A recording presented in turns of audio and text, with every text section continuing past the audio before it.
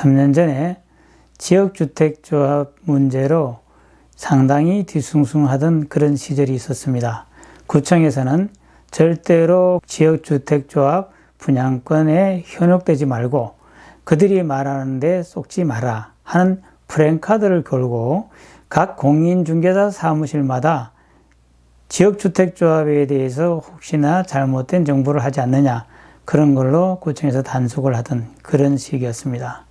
한 손님이 오셨는데, 여성분이었는데 지역주택조합에 대해서 저에게 물어오는 것이었습니다. 참으로 뒤숭숭하던 시절이었고 실제로 구청 직원의 단속까지 한번 경험했던 저로서는 그분이 말하는 게 참으로 의아했습니다. 왜냐하면 보통 손님들은 지역주택조합이라면 상당히 부정적인 얘기부터 시작하는 게 통상적이었는데, 이분은 지역주택조합에 대해서 상당히 좋게 얘기를 해서 저는 이것이 혹시 함정단속이 아닌가 그런 생각까지 한 경우가 있었습니다.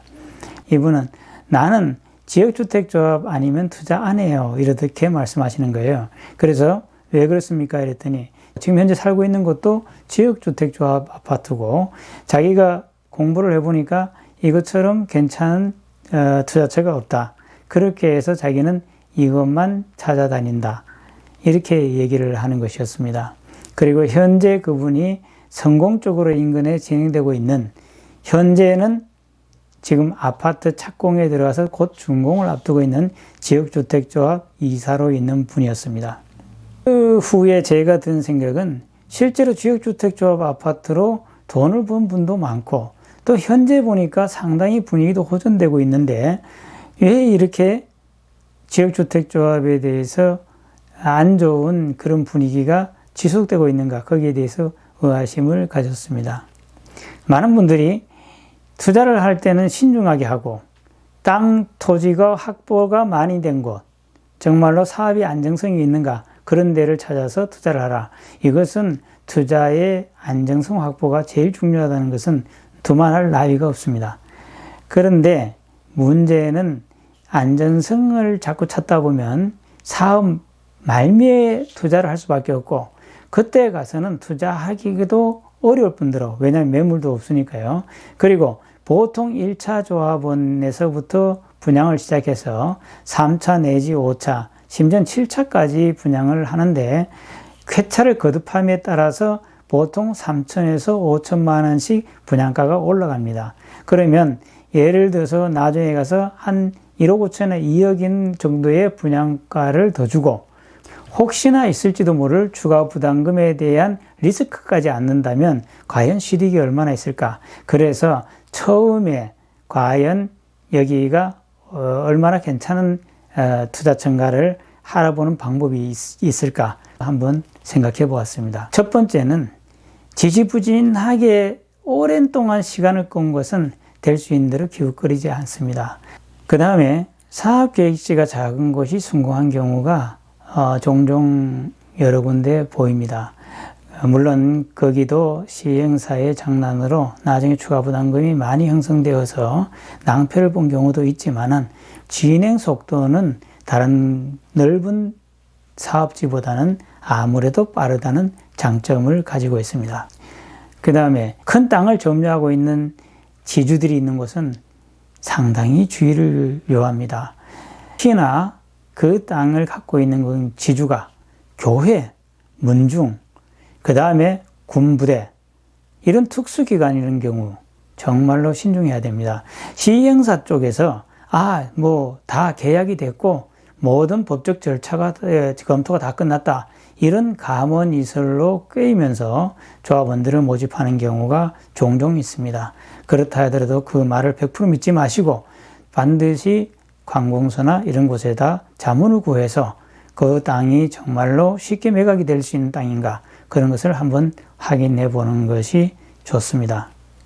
그 다음에 새집들이 많은 곳은 당연히 피해야 됩니다. 새집들은 집주인이 자기가 갖고 있는 땅값에다가 자기가 새로 지은 건물에 대한 기대치를 두세 배 부풀려서 상승하기 때문에 그런 땅들을 매입하기라는 것은 여간 어렵지가 않습니다. 매입을 한다 하더라도 많은 돈을 지불해야 되기 때문에 차후에 추가 부담금의 위험성이 다분히 많은 지역입니다. 이런 곳은 신중하게 생각을 해야 됩니다. 그 다음에 이것이야말로 최고로 중요한 것인데 시행사가 중요합니다. 어떤 시행사가 그 사업지를 지나가고 있는가, 거기에 대한 것은 정말로 신중하게 알아봐야 됩니다. 그것을 알아보는 방법은 다른 곳에 시행하고 있는 시행사업지를 찾아가서 물어보는 것도 하나의 방법입니다. 그리고 인근의 지역 주민들, 그것보다는 또 공인중개사 사무실을 통해서 그 시행사가 과연 제대로 시행을 하는 것인지, 그 다음에 과거에 어떤 시행 경력을 갖고 있는지, 그리고 거기에 대한 평판은 어떤지 거기에 대해서 알아볼 수 있는 방법이 있습니다. 그 다음에 난 지역주택조합 분양권이라면 이가 갈린다. 내지는 주변에 실패한 사람이 너무 많아서 나는 거기에 대해서 별로 관심을 기울이고 싶지 않다.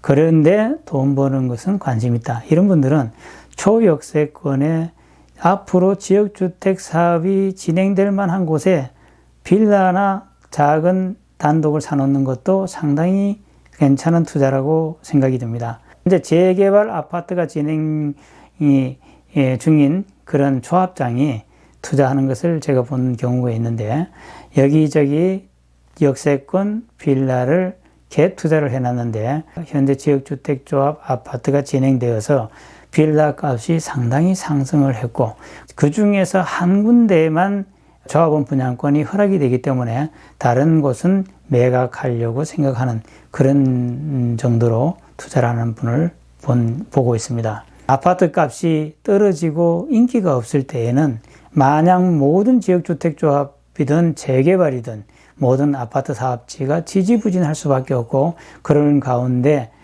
포기하고 떠나는 분들이 많습니다. 그러나 그것을 끝까지 가지고 있다가 나중에 아파트 값이 오르거나 아니면 사업이 활성화가 되었을 때 이득을 보는 경우가 상당히 있다는 것을 이 시간 말씀을 드리면서, 아파트 값이 급속하게 오르는, 그래서 빈부의 격차가 말도 못하게 벌어지는 그러한 시기를 우리는 지금 살아가고 있습니다.